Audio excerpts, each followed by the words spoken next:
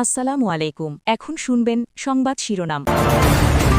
পারমাণবিক যুগে প্রবেশ করল দেশ, রূপপুর বিদ্যুৎ কেন্দ্রে দেয়া হলো ইউরেনিয়াম। গুরুত্ব দেয়া হচ্ছে দক্ষ মানব সম্পদ ও শক্তিশালী নিয়ন্ত্রণ কাঠামো তৈরিতে।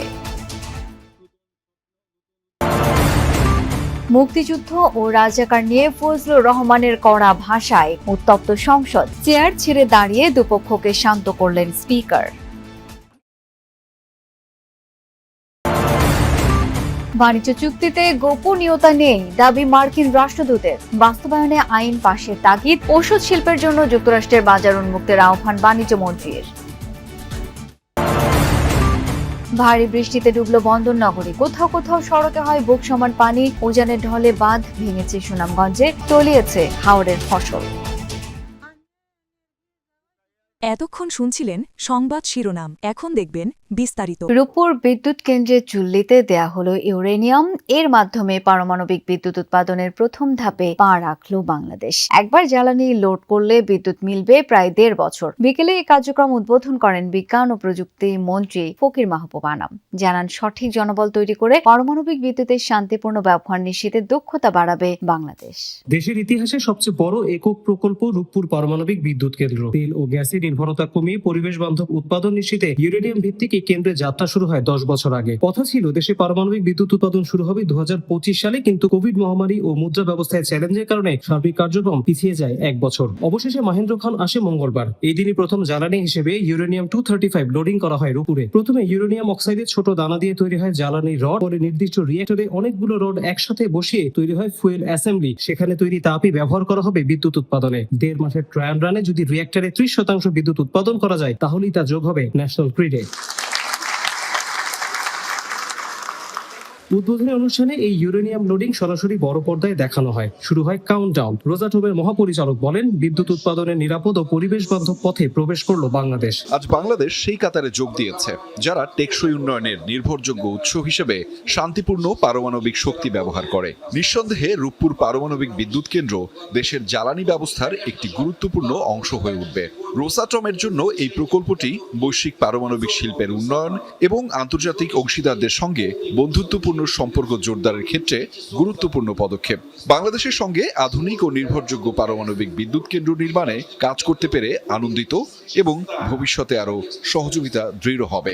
এ সময় বিজ্ঞান ও প্রযুক্তি মন্ত্রী বলেন, শুধু অবকাঠামো নয়, দক্ষ মানব সম্পদ ও শক্তিশালী নিয়ন্ত্রক কাঠামো তৈরিতেও সমান গুরুত্ব দিচ্ছে সরকার। এর শান্তিপূর্ণ ব্যবহারেও জোর দেন নীতি নির্ধারকরা। রূপপুর শুধু একটা বিদ্যুৎ কেন্দ্র নয়, এটি বাংলাদেশের প্রযুক্তিগত আত্মবিশ্বাসের একটা প্রতীক।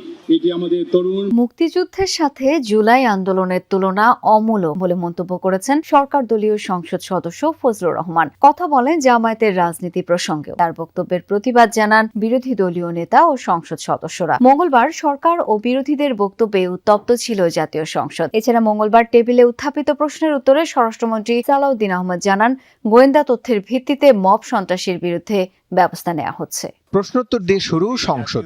এক পর্যায়ে উত্তপ্ত হয়ে ওঠে সরকার দলীয় এমপি ফজলুর রহমানের বক্তব্যকে কেন্দ্র করে। রাষ্ট্রপতির বক্তব্যের উপর ধন্যবাদ প্রস্তাবের শুরুতে মুক্তিযুদ্ধ ও জুলাই আন্দোলনের তুলনা অমূলক বলে মন্তব্য করেন তিনি। বলেন, মুক্তিযুদ্ধ এত সহজ জিনিস নয়। ব্রিটিশ বিরোধী দীর্ঘ আন্দোলনের ফসল মুক্তিযুদ্ধ। 5ই আগস্টের যোদ্ধাদেরকে আমি ছোট করে দেখি না, তবে কোনো কারণে আগস্ট কোনো বিপ্লব নয়। আগস্ট হলো গণ অভ্যুত্থান। সেই গণ অভ্যুত্থানকে যারা মুক্তিযুদ্ধ এবং মুক্তিযোদ্ধার সঙ্গে তুলনা করতে চায়, জুলাই যুদ্ধ এবং মুক্তিযুদ্ধ, তাদেরকে আমি বলবো, সবাইকে আমি বলবো, এই কথাটা বলাই অন্যায়। কারণ মুক্তিযুদ্ধ প্রশান্ত মহাসাগরের সঙ্গে ডুবার তুলনা করা যেমন, হিমালয় পর্বতের সঙ্গে টিলার তুলনা করা যেমন, মুক্তিযুদ্ধের সঙ্গে 5ই আগস্টের তুলনা করা ঠিক তেমনি। আমি কথাগুলো বলছি, 5ই আগস্টের পরে যে ঘটনাগুলো হয়েছে সেগুলো তো কোনো আইনে ইন্ডেমনিটি পাওয়ার কথা না। পরে কথা বলেন কিছুদিন আগে সংসদে আনা শোক প্রস্তাবে যুদ্ধাপরাধীদের নাম অন্তর্ভুক্তি নিয়েও। জামায়াত কোনোদিন সরকার গঠন করতে পারবে না বলেও মন্তব্য তার। এদেশের জঙ্গলে শুধু কোকিল ডাকে না, এদেশের জঙ্গলে রয়্যাল বেঙ্গল টাইগারও থাকে। যতদিন রয়্যাল বেঙ্গল টাইগার থাকবে, মুক্তিযোদ্ধা জিতবে, রাজাকার কোনোদিন এদেশে জয় লাভ করতে পারবে না। আমি চ্যালেঞ্জ করে বলে গেলাম। বিরোধী দলের নেতা বলেছেন উনি মুক্তিযোদ্ধা পরিবারের লোক এবং উনি শহীদ পরিবারের লোক এবং উনি জামাত ইসলাম করেন। এটা ডাবল অপরাধ। মুক্তিযোদ্ধা পরিবারের লোক কেউ জামাত করতে পারে না। আমি আপনাদেরকে যুক্তরাষ্ট্রের সাথে বাংলাদেশের বাণিজ্য চুক্তিতে কোনো গোপনীয়তা নেই। ঢাকায় আমেরিকান চেম্বার অব কমার্স আয়োজিত অনুষ্ঠানে এমন তথ্য জানিয়েছেন মার্কিন রাষ্ট্রদূত ব্রেন টি ক্রিস্টেনসেন। বলেন, এই চুক্তি দুদেশের জন্য গেম চেঞ্জার, যা বাণিজ্যিক সম্পর্ক অনন্য উচ্চতায় নিয়ে যাবে। তবে বাংলাদেশে ব্যবসা করা কঠিন মন্তব্য করে তিনি চুক্তি বাস্তবায়নে আইন পাশের তাগিদ দেন। অন্যদিকে বাংলাদেশি ওষুধ শিল্পের জন্য যুক্তরাষ্ট্রের বাজার উন্মুক্তের আহ্বান জানান বাণিজ্যমন্ত্রী। মেয়াদের শেষ সময়ে যুক্তরাষ্ট্রের সাথে বাণিজ্য চুক্তি করে অন্তর্বর্তী সরকার, যা ঘিরে পরবর্তীতে নানা আলোচনা সমালোচনা দেখা দেয়। ওই চুক্তির আওতায় বাংলাদেশ $3.5 মিলিয়ন কৃষি পণ্য, গম, সয়াবিন, তুলা ও ভুট্টা আমদানির প্রতিশ্রুতি দিয়েছে। এছাড়া আগামী 15 বছরে $15 বিলিয়ন জ্বালানি আমদানির পরিকল্পনাও রয়েছে। চুক্তির প্রায় 3 মাস পর বিষয়টি নিয়ে জনসম্মুখে কথা বললেন ঢাকায় নিযুক্ত মার্কিন রাষ্ট্রদূত ব্রেন ক্রিস্টেনসেন। অ্যামচেমের অনুষ্ঠানে তিনি বলেন, যুক্তরাষ্ট্রের সাথে বাংলাদেশের বাণিজ্য চুক্তিতে কোনো গোপনীয়তা নেই। এই চুক্তির ফলে দুদেশের বাণিজ্যিক সম্পর্ক অনন্য উচ্চতায় পৌঁছেছে। Bangladesh's market access to the critical U.S. market with competitive 19%. বাংলাদেশের সাথে কোনো ধরনের গোপন বাণিজ্য চুক্তি আমরা করিনি। বাংলাদেশের সাথে হওয়া চুক্তিকে গেম চেঞ্জার মনে করি আমি। এই চুক্তির ফলে বাংলাদেশের পণ্যের উপর যুক্তরাষ্ট্রের শুল্ক 35% থেকে কমে 19% নেমে এসেছে। আমি মনে করি সহায়তা নয়, বরং বাণিজ্য ও বিনিয়োগই হবে দুদেশের ভবিষ্যৎ সম্পর্কের ভিত্তি। চুক্তি বাস্তবায়নে আইন পাশের তাগিদ দিয়ে মার্কিন রাষ্ট্রদূত বলেন, অস্বচ্ছতা, জটিল লাইসেন্সিং ও অনানুষ্ঠানিক প্রক্রিয়া এদেশে বড় বিনিয়োগের পথে বাধা। Bangladesh's remarkable growth story is creating new demand for modern, efficient infrastructure. বৈদেশিক বিনিয়োগ পেতে হলে বাংলাদেশে ব্যবসার পরিবেশ আরও সহজ করতে হবে। বাণিজ্য চুক্তি বাস্তবায়নে আইন পাস সহ স্থিতিশীল নীতিমালা প্রণয়নের দাবি জানাই আমরা।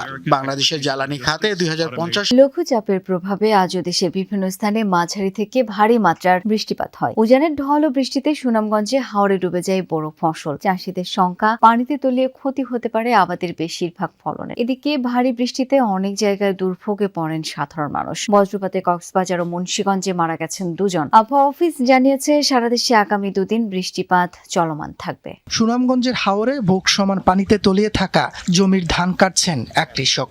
ভারী বৃষ্টির সতর্কতা ছিল আগেই। সোমবার সকাল 9টা থেকে মঙ্গলবার সকাল 9টা পর্যন্ত 137 মিলিমিটার বৃষ্টি হয় এ জেলায়। একই সঙ্গে উজান থেকে নেমে আসছে পাহাড়ি ঢল। এর ফলে হাওর ও নদীতে পানি বেড়ে কৃষকের চোখের সামনে তলিয়ে যাচ্ছে স্বপ্নের ফসল। হাওরের 44 ভাগ জমির ধান কাটা হয়েছে এরই মধ্যে। বাকি 56 ভাগের মধ্যে বেশিরভাগই নিমজ্জিত।